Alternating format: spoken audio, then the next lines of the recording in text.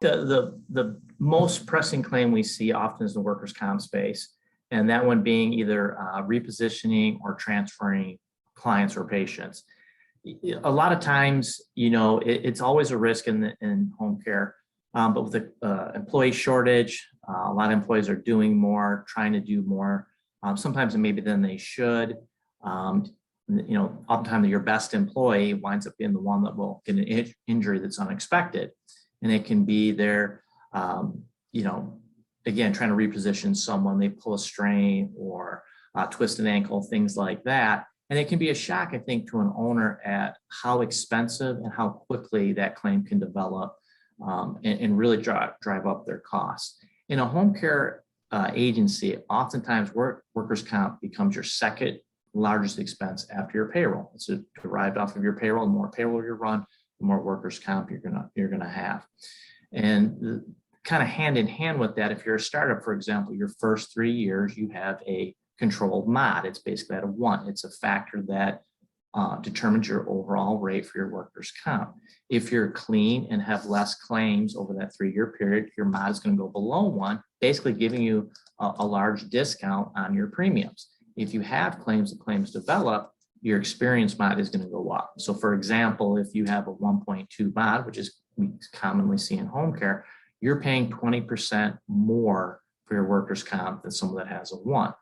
Conversely, if you're really clean and safe and you have a 0.8, you're paying 20% below.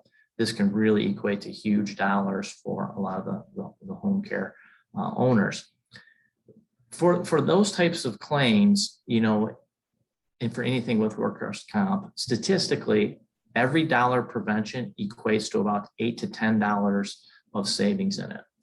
So for this particular type of claim, it's much better to be proactive. I know it can be hard to get caregivers to come in for additional trainings, but I really highly recommend it. Safe lifting, going through these procedures, making sure they know what the limitations are. Oftentimes, if it's a smaller caregiver and it's a larger client, you really should have 2 caregivers there.